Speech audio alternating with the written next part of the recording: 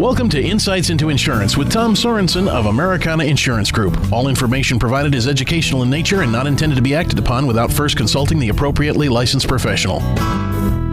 Saturday here on KATE, time for Insights into Insurance with Americana Insurance's Tom Sorensen. And Tom, good Saturday to you. Good Saturday to you, Paul. I just got done running around the lake a few times. I can tell. Yeah.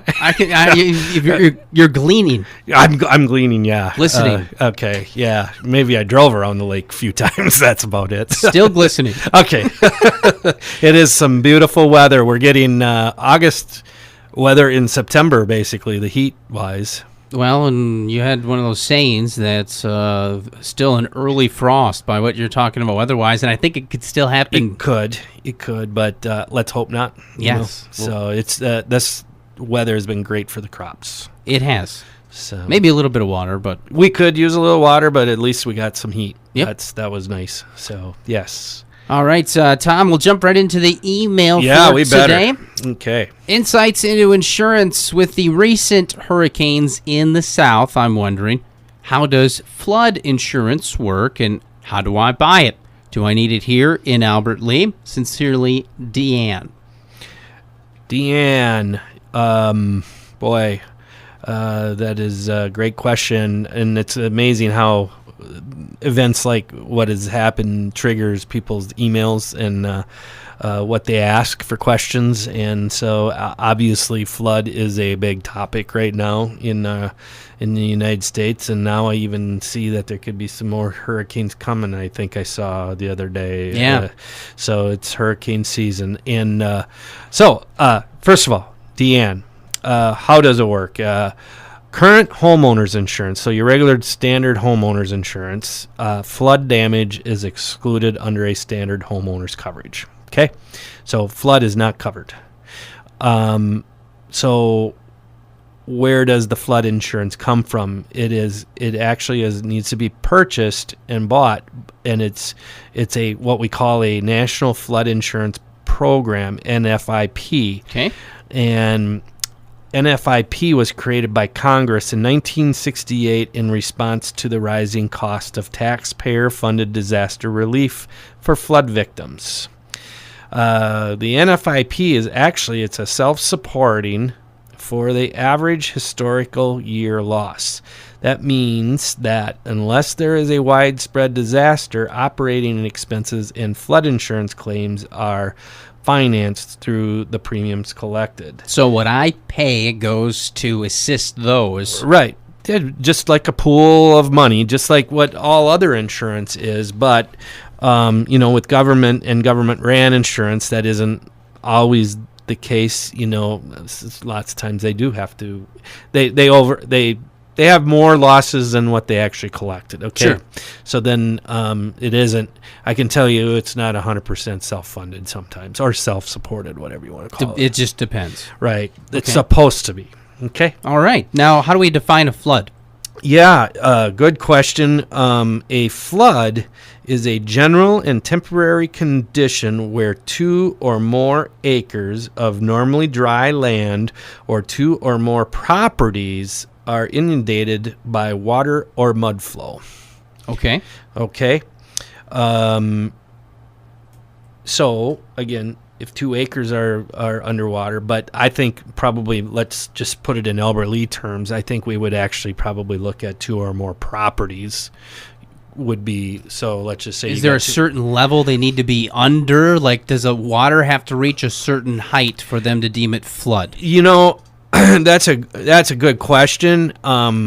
It's surface water. It's got to be surface water that ends up causing damage. Okay. So if you got surface water laying there and it ends up causing damage to more than 2 properties or more, or 2 acres or more, that is considered a flood event. Okay. All right. By flood insurance definition. So okay, well, let's say I'm interested in purchasing. Let's talk how coverage works. Yeah. So with flood insurance is a little bit different than your regular homeowner's insurance. On a home, you can purchase a maximum of $250,000 on the building or the home or the dwelling, and $100,000 on contents coverage. Okay. All right.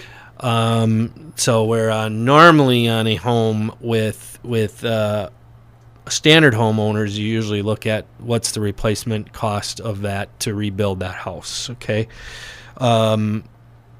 It also works that way with flood insurance, but I will get back to that and say how that can work. So, commercial building, those numbers are $500,000 on the building and $500,000 on the contents. Okay, makes sense. So then when you do go buy a policy, you have a 30-day waiting period. Okay? So I can't buy it before the hurricane. Right. So when Harvey came and hit in Texas, now obviously if everybody could have went and bought a policy 3 days before, they would have done that, okay? You can't do that because you got a 30-day waiting period before the event happens. So basically you got to buy the policy, wait 30 days, and then there is some stipulations there where it can be effective right away, but the basic general rules, that's what it is. Okay? And of course, if people have questions, they can call their insurance agent and ask about those different things too. Right.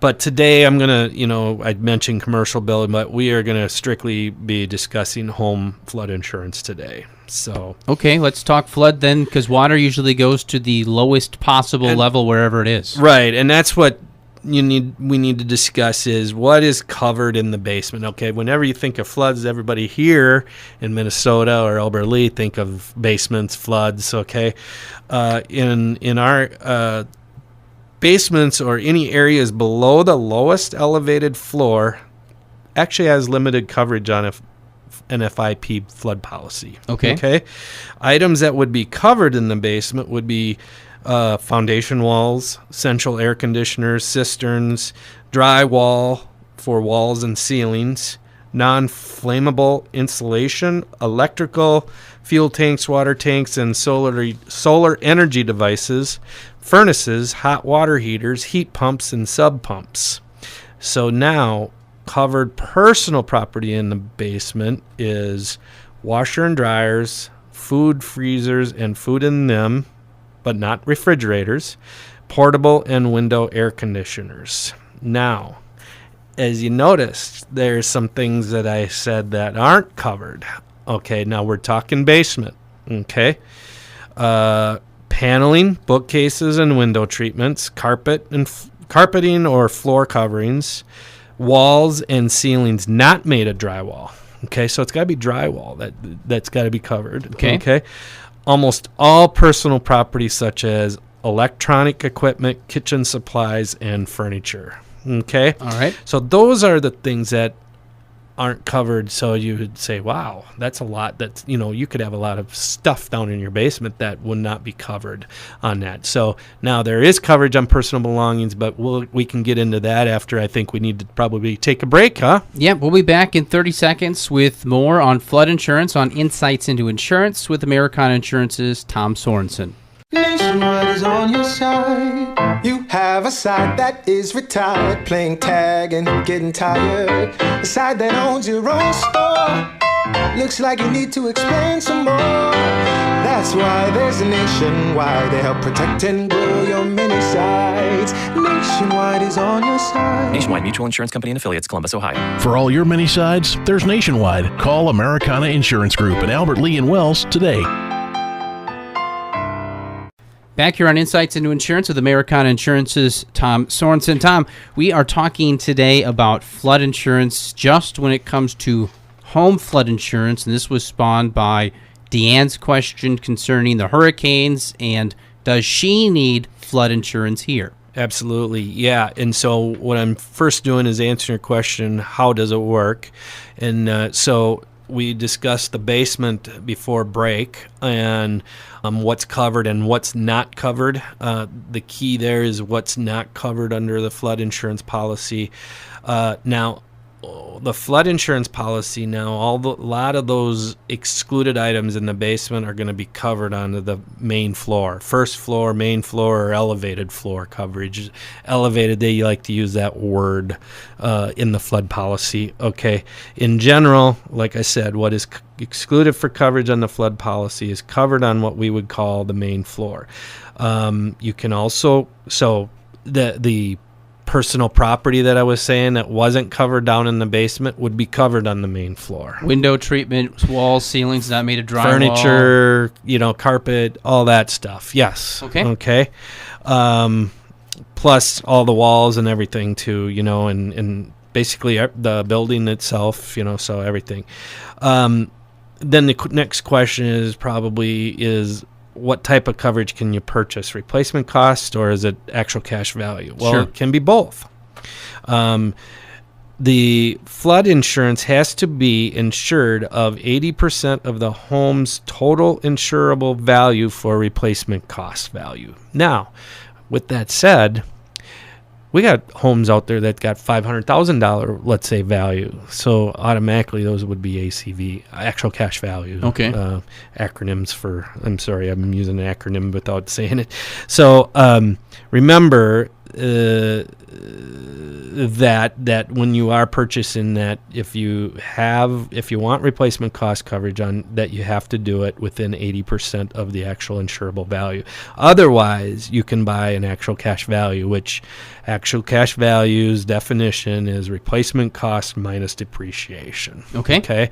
What I always say is usually like a roof has 20 years now. Hopefully flood isn't going to get to the roof, but in how to explain replacement cost and ACV, actual cash values, a roof is normally got a 20-year life. If it's 10 years old, actual cash value would basically say it's got half of its life left, so you get 50% of a payment on it. So, okay. Half a roof. Right, exactly. So, now there's some flood statistics that I'd like to share with you. Please. Yeah, it's kind of interesting. Almost 40% of all small businesses never reopen their doors after a flood disaster. That's a pretty big number. So I would really consider, if you're a commercial business, better think about or look at and review if you could get, or think you might need flood insurance. Okay.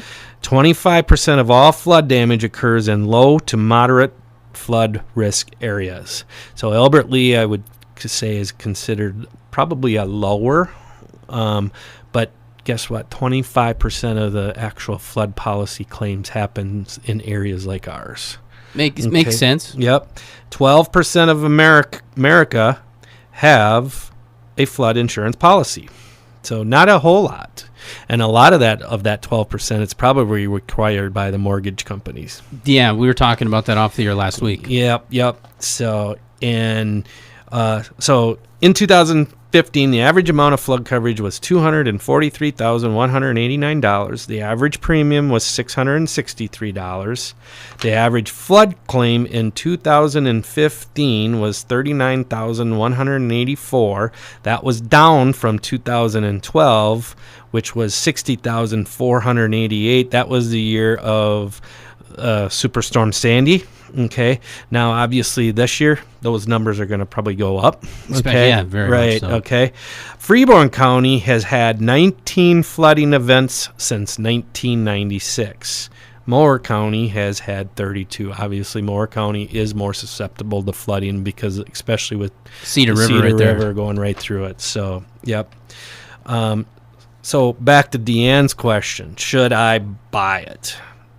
That is a decision on her part. Okay, whenever anybody asks me about insurance, should I buy it? Normally I always have to go to the chances of it happening, and there's almost always a chance of something to happen. So I cannot ever say, no, that's not. Why would you want to spend the money, or why would you want to do that? Because you know what? There's always a chance of something happening. Okay, so that would be her decision on her part. Remember my saying, I've said it many times, I think, on this show, is insurance is always expensive before the claim, but really inexpensive after the claim. Makes sense? Yeah, it really is. Now, Tom, can you sell flood insurance? I can. Actually, I am certified. Any agent that has completed 3 hours of NFIP flood insurance certification class, which I did mine a long time ago, but can sell it. Okay. Not many agents do this because around here, I should say, because very few policies are sold. Okay, but it's something that I've done, and I've learned, and I've got myself up to date on flood insurance. And yes, we do have some. Okay, should we have more than what we do? Yep. Okay, because I've seen it in Albert Lea. Okay, so if your agent or anybody else that doesn't have this certification, okay, because it would be illegal if they are selling it and don't have that certification, I do offer it, and my contact info is 507-377-2000, and my email for the show for questions, or if you want to talk about flood insurance, is insights@americanainsurance.com, and obviously our website is americanainsurance.com. Perfect. Tom, it was a heavy topic when we had to talk about flooding, but good information for everyone out there, as we have had increasing rain-like events in the county. Well, it was a great timing for the email, obviously, because everybody's talking about flood insurance and how is it covered and what is it covered.